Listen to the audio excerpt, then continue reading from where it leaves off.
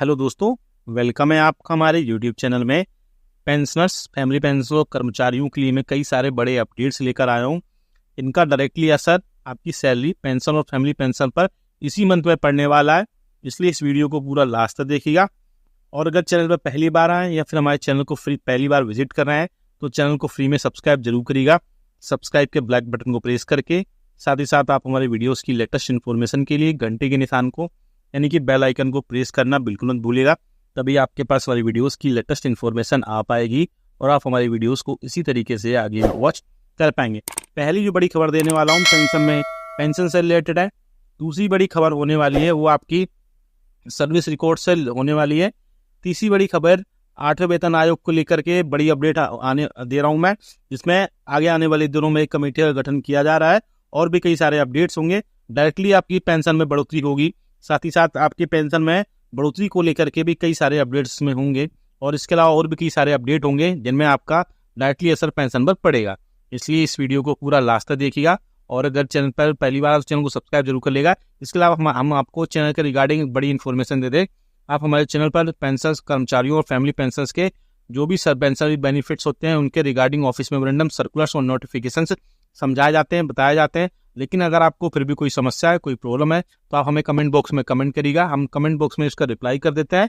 साथ ही साथ या फिर नेक्स्ट वीडियो में हम उसको रिप्लाई करने के साथ नेक्स्ट वीडियो में डिटेल में समझाने की पूरी कोशिश करते हैं।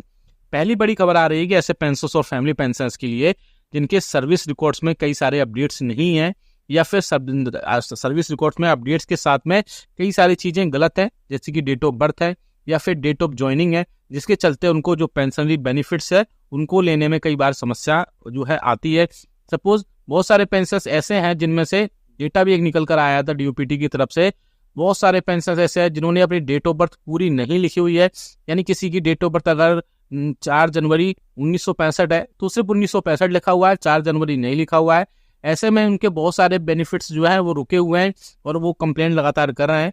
बेसिकली मैं बता दूंगा आपको, अपनी सर्विस रिकॉर्ड में आपकी डेट ऑफ बर्थ, आपकी डेट ऑफ ज्वाइनिंग और बाकी जो भी स्पाउस नेम और भी जो सारी चीजें होती हैं, पीपीओ नंबर वगैरह, वो सही से अपडेट करवानी होती है रिटायरमेंट से पहले ही, तभी आपकी पेंशनरी बेनिफिट टाइम से आते हैं। और अभी जो ऐसे पेंशनर्स बहुत सारे हो गए हैं जो अपनी उम्र या बोल सकते हैं कि एज 80 वर्ष की पूरी कर चुके हैं, लेकिन उनको अभी तक 20% बेसिक में बढ़ोतरी का फायदा नहीं मिल पाया है। उसका रीजन यही है कि पहला जो डेट है यानी कि डे और जो मंथ है वो क्लियर नहीं हो पाया है, जिसके चलते उनकी 20% बढ़ोतरी अभी तक नहीं हो पाई है। कुछ दिनों पहले एक मीटिंग हुई थी, वो मीटिंग में भी कई बारी पेंशनर्स और एसोसिएशंस ने सरकार से बोला था कि सरकार जो है 80 वर्ष की एज पूरी कर चुके हैं पेंशनर्स की 20% जो बेसिक में 7वें वेतन आयोग के रिकमेंडेशन के हिसाब से जो प्रावधान है उसको लागू करें। गवर्नमेंट ने इसका रिटर्न में रिप्लाई दिया और बोला कि बहुत सारे पेंशनर्स ऐसे हैं जिन्होंने अपनी डेट ऑफ बर्थ ही सही से नहीं लिखवाई हुई है, सही से नोट डाउन नहीं करवाई हुई है अपनी सर्विस बुक में या सर्विस रिकॉर्ड में अपने रिटायरमेंट होने से पहले, जिसके चलते उनकी जो बाकी जो पेंशनरी बेनिफिट्स है वो नहीं मिल पा रहे हैं। तो आप सबसे पहले अगर आपको कोई समस्या है तो आप सबसे पहले इन चीज़ों को ध्यान रखिए और सारी चीज़ें टाइम से वहाँ पर आप पुटअप करवाइए और वहाँ से आपकी जो भी पेंशनरी बेनिफिट्स है वो टाइम टू टाइम आपको मिलते रहेंगे। इसके अलावा बहुत सारे पेंशनर्स ऐसे हैं जिनको अभी एरियर नहीं मिल रहा है, डिसेबिलिटी पेंशन नहीं मिल रही है या फैमिली पेंशन कट के आ रही है। तो ऐसे पेंशनर्स बहुत सारे मोस्टली कमेंट्स करते हैं मुझे कि ऐसे पेंशनर्स को क्या करना चाहिए।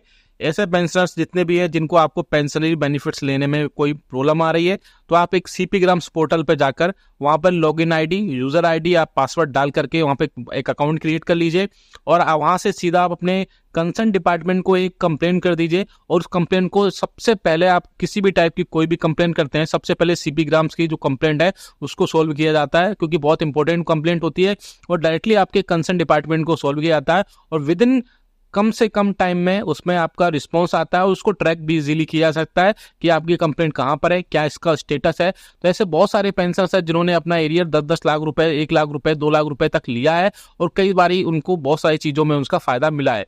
तो आप भी अगर चाहते हैं हम आपको आपके सीपी ग्राम से रिलेटेड अगर एक वीडियो सेपरेट में बना दूं तो आप कमेंट बॉक्स में जस्ट लिख दीजिएगा, ज़्यादा से ज़्यादा अगर उस पर लाइक आ जाएंगे तो हम आपको सेपरेट वीडियो बना देंगे, क्योंकि ऐसा शायद ही कोई पेंशनर्स हो जिसके उसके पेंशनरी बेनिफिट में अगर उसको कोई समस्या ना हो या टाइम पर पेंशन नहीं आती है या उसको और भी कई सारे एरियर्स में कोई प्रॉब्लम्स है, डिसेबिलिटी पेंशन में कोई प्रॉब्लम है या फैमिली पेंशन में कोई प्रॉब्लम है, तो सारी चीज़ें आप वहाँ से कंप्लेंट करके जो है आप वहाँ से अपनी समस्या वहाँ से दर्ज करा सकते हैं और जल्दी जल्दी उसको ट्रैक भी कर सकते हैं और वहाँ पर प्रॉब्लम सबसे जल्दी इमीडिएट लेवल पर वहाँ से प्रॉब्लम भी डिस्पोज की जाती है। अब बात करते हैं एक और बड़ी खबर की, जो कि निकल कर आ रही है आपकी बेसिक पेंशन में बढ़ोतरी को लेकर के। जी हाँ दोस्तों, अब इसके पहले मैं एक चीज़ और बता दूं आपको बेसिक पेंशन बढ़ोतरी वाली खबर से पहले कि 8वें वेतन आयोग पे उससे पहले बड़ी खबर आ रही है। जी हाँ दोस्तों, इस साल के अंत तक एक बड़ी कैबिनेट बैठक का गठन किया जा सकता है। जैसा कि आपको पता है कि 7वें वेतन आयोग 2016 से लागू किया गया था, लेकिन उसकी कमेटी जो बनाई गई थी 2014 में, यानी 14 में बनाई गई थी, 2014 में। तो इस बार भी 2026 में से गठन होगा, तो 2024 के लास्ट तक या 2025 के शुरू में जनवरी फरवरी मंथ में एक कमेटी गठित की जा सकती है और वो कमेटी के गठन के जो भी रिकमेंडेशंस होंगे वो 2026 में लागू हो सकते हैं। तो आगे आने वाले दिनों में बहुत इंपॉर्टेंट होगा कि कमेटी गठित हो और जल्द से जल्द पेंशनर्स कर्मचारियों का जो 8वां वेतन आयोग है उसको लागू किया जा सके। लेकिन 8वां वेतन आयोग में सबसे इंपॉर्टेंट या बोल सकते हैं क्रूशियल रोल प्ले करेगा आपका, वो होगा फिटमेंट फैक्टर। 7वें वेतन आयोग में फिटमेंट फैक्टर 2.57 रखा गया था, यानी 6 पे कमीशन में आपकी बेसिक 7,000 थी मिनिमम, उसमें 2.57 से गुणा करने पर 18,500 बेसिक बनी थी। लेकिन कर्मचारियों की जो बेसिक थी वो 18,000 रुपये से स्टार्ट की गई थी। तो अब जो 18,000 रुपये बेसिक है उसमें कितने का फिटमेंट फैक्टर लगाया जाएगा जिससे आपकी बेसिक मिनिमम बनेगी। अगर एक या फिर जो लोग बोल रहे हैं कि 1.92 है, यानी कि 1.92 को बेसिक में मल्टीप्लाई करने के बाद में आप अपना जो है 8 पे कमीशन निकाल सकते हैं। कैसे भी आपकी जो भी बेसिक है उसमें जो भी फिटमेंट फैक्टर आएगा उसका मल्टीप्लाई कर दीजिएगा, वो आपकी करंट में बेसिक बन जाएगा और उसी बेसिक पर आपको डीआर या फिर कर्मचारियों को डीए या फिर एचआरए टीए डीए जो भी बनते हैं उसके बेसिस पर बनेंगे। तो मोस्ट प्रोबेबली चांसेस है एक भी हो सकता है, यानी कि या फिर 1.92 भी हो सकता है। लेकिन जो लोग ये बोल रहे हैं या मीडिया में जो खबरें आ रही हैं कि 3.68 गुना तक जाएगा, तो ये सरासर गलत है। इतना ज़्यादा फिटमेंट फैक्टर कभी नहीं बढ़ा है और इतना फिटमेंट फैक्टर कभी बढ़ेगा भी नहीं। तो क्योंकि 3 गुना बेसिक पेंशन में बढ़ोतरी करना पॉसिबल नहीं होगा, यानी 18,000 रुपये का 50,000 रुपये तक या 54,000 तक बेसिक में, या 9,000 रुपये से 24 या 27 तक पेंशनर्स की बेसिक पेंशन में बढ़ोतरी इतनी नहीं की जाएगी, क्योंकि उसके बाद अलाउंसेस भी हो जाएंगे। तो मुझे जो लगता है कि आपकी जो बेसिक है 18,000 रुपये, ये ज़्यादा से ज़्यादा 25, 26 या 30,000 तक बेसिक जाएगी, इससे ज़्यादा ये बेसिक नहीं जा पाएगी। अब बात करते हैं कि आपकी पेंशन में, तो पेंशनर्स और एसोसिएशंस ने, कर्मचारियों के एसोसिएशंस ने बोला है कि जब तक 8वें वेतन आयोग का गठन नहीं किया जाता है तब तक बेसिक पेंशन में सीधी सीधी बढ़ोतरी की जाए। यह दोस्तों प्रपोजल गया था और प्रपोजल अभी मैटर जो है अंडर कंसिडरेशन है। जल्द से जल्द उस पर कोई ना कोई एक डिसीजन लिया जा सकता है। अगर 8वें वेतन आयोग को गठन होता है तो हो सकता हो कि बेसिक पेंशन में बढ़ोतरी ना हो, लेकिन जब 8वें वेतन आयोग अगर डिले होता है तो कर्मचारियों पेंशनर्स की एसोसिएशन ने जो है सरकार से रिक्वेस्ट की है कि सरकार बेसिक पेंशनर्स की बेसिक पेंशन में बढ़ोतरी करे। हर साल 1% की एटलीस्ट बढ़ोतरी करे या 5-5 साल के ब्लॉक में 5% की एटलीस्ट बढ़ोतरी की जाए। ऐसे में पेंशनर्स को आप भी हमें कमेंट करके बताएगा कि आपके हिसाब से हर साल 1% का बेसिक में बढ़ोतरी या 5 साल के ब्लॉक में 5-5% की बढ़ोतरी, यानी 60 से 65 में 5, 65 से 70 में 5, 70 से 75 में और 25 से 79 या बोल सकते हैं 80 ईयर्स के बीच में जो बढ़ोतरी है वो की जाए। तो आप हमें सबसे पहले कमेंट करके बताएगा कि आपको इन दोनों प्रपोजल में कौन से प्रपोजल है। जल्द से जल्द इन दोनों खबरों पर आपको खुशखबरी दिखाई देखने को मिल सकती है।